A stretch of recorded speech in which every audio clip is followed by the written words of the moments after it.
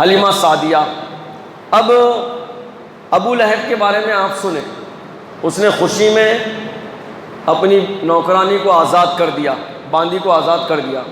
اور ایک بات یاد رکھنا کہ جب اللہ کے رسول صلی اللہ علیہ وسلم نبی بنے 40 سال کے بعد، تو آپ نے کیا کیا؟ احد کے پہاڑ پر سارے مکے والوں کو، بڑے بڑے نامور سرداروں کو جمع کیا، اور کیا بولے اللہ کے نبی صلی اللہ علیہ وسلم؟ بولے کہ اگر میں اس بات کی خبر دوں کہ اس احد کے پہاڑ کے پیچھے ایک لشکر آ رہا اور وہ تمہیں تباہ و ہلاک کر دے گا، تو کیا تم میری بات کو مانو گے؟ سب نے کہا کہ ہاں ضرور، نعم، ہم لوگ مانیں گے، بالکل مانیں گے، کیونکہ 40 سال تک آپ صلی اللہ علیہ وسلم کو مکے میں سارے لوگ کیا بولتے تھے؟ امین، صادق۔ حضرت ابو طالب فرماتے ہیں کہ میں نے آپ صلی اللہ علیہ وسلم کی پیدائش سے لے کر میری موت تک کبھی جھوٹ بولتے ہوئے نہیں دیکھا۔ حضرت ابو طالب فرماتے ہیں کہ میں نے میری بھتیجے کی پیدائش سے لے کے میری موت تک کبھی کسی کو دھوکہ دیتے ہوئے نہیں دیکھا، کبھی کسی کا مذاق اڑاتے ہوئے نہیں دیکھا، کبھی کسی کے سامنے تکلیف والی باتیں کرتے ہوئے نہیں دیکھا۔ تو امین صادقون پورے مکے والے بلاتے تھے، پورے مکے والے۔ تو اللہ کے نبی صلی اللہ علیہ وسلم نے کہا کہ اسی امانت کے ساتھ، اسی صداقت کے ساتھ میں اس بات کی گواہی دیتا ہوں کہ اللہ ایک ہے، اللہ کے علاوہ کوئی شریک نہیں ہے، اور میں اللہ کا نبی ہوں۔ تو سب سے پہلے انکار کرنے والا کون تھا معلوم؟ ابو لہب۔ اس نے کیا کیا؟ ریتیلی زمین عرب کی ریتی اٹھائی، یوں جھٹکا، کہا تبًّا لک لہذا جمعتنا یا محمد، کیا تم نے ہم کو اس لیے جمع کیا؟ تیرا ایسا ویسا ہو، تیرا خاک آلود ہو، ایسا اس لیے جمع کیا؟ ایسا ہاتھ جھٹکنے والا۔ اللہ نے قرآن عظیم الشان کی آیاتیں نازل فرمائی، سورہ لہب کی، تبت یدا ابی لہب وتب ما اغنی عنہ مالہ وما کسب۔ سورہ لہب کی آیتیں نازل ہوئی حضرت جبرائیل امین علیہ السلام کے ذریعے۔ تو سب سے پہلے انکار کرنے والا ابو لہب، ہاتھیں جھٹکا۔ اللہ نے کیا انجام دیا معلوم؟ اس کے ساتھ کیا کارروائی ہوئی؟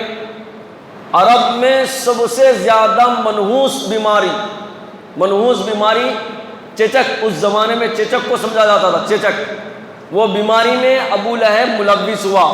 اور وہ بیماری بھی کیسا؟ آج کے دور میں اچھا سمجھ میں آ گیا۔ دیکھو کرونا آئے تو کوئی جاتا خرید میں، مر گئے تو لاش کچھ ہی تھا اس کی۔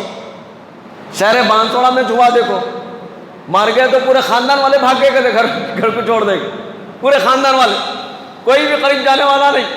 ابو لہب کو بھی ایسی اللہ تعالیٰ چیچک کی بیماری میں مبتلا کیا، اسی بیماری میں وہ مر گیا۔ 4 بیٹے تھے اس کے، روایتوں میں بیان کیا جاتا، سیرت میں لکھا جاتا ہے کہ 4 دن تک یا 3 دن تک اس کی لاش عرب کی زمین پر پڑی، پھول گئی، چرند پرند کھانے کے لیے آمدہ ہو گئے۔ کوئی چھینے والا نہیں تھا، کوئی خرید جانے والا نہیں تھا۔ اللہ دنیا میں بتلا دیے کہ محمد صلی اللہ علیہ وآلہ وسلم کے ساتھ جو ایسا سلوک کرے گا وہ عبرت بن جائے گا، دوسروں کے لیے نمونہ بن جائے گا۔ آخر میں کسی کہنے والے نے کہا ابو جہل یا ابو لہب کے بیٹوں سے، جس کا نام عبد العزیٰ ہے، لیکن شرم آنا چاہیے تم لوگوں کو، حیا آنی چاہیے تم لوگوں کو، تمہارے باپ کی لاش وہاں پر پڑی ہوئی ہے اور تم لوگ یہاں پر بیٹھے ہوئے ہو، کوئی قریب جانے والا نہیں ہے، چرند پرند آ کے کھا جائیں گے آپ۔ تو اس وقت 4 بیٹے کیا کرے اس کے؟ 2 روایتیں۔ پہلی روایت، ابو لہب کو لمبے لمبے لکڑیاں، بھانسیں، ان بھانسوں سے ایک گڑھا کھدوائے، اس کو دور سے بھانسوں سے ڈھکلتے ہوئے، وہ دیکھیں نا کون کی منتری مر گیا تو ڈالے، دیکھو سوشل میڈیا پہ بہت زیادہ وائرل ہوا ویڈیو، ویسا دور سے ڈھکل دیا، اوپر سے مٹی ڈال دی۔ یہ پہلی روایت۔ دوسری روایت کہ اس کی لاش کو ایک دیوار کے نیچے لگ گئے اور دیوار کو توڑ دیے تاکہ لاش کے اوپر دیوار گر جائے۔ روایت میں بیان کیا جاتا ہے کہ دیوار کے نیچے لے گئے اور دیوار توڑ دیے تو تھوڑی لاش نظر آ رہی تھی اس کی۔ تو یہ 4 بیٹے دور سے پتھر مار مار کے اس کی لاش کو دفنائے، یعنی مٹی کے نیچے کرے۔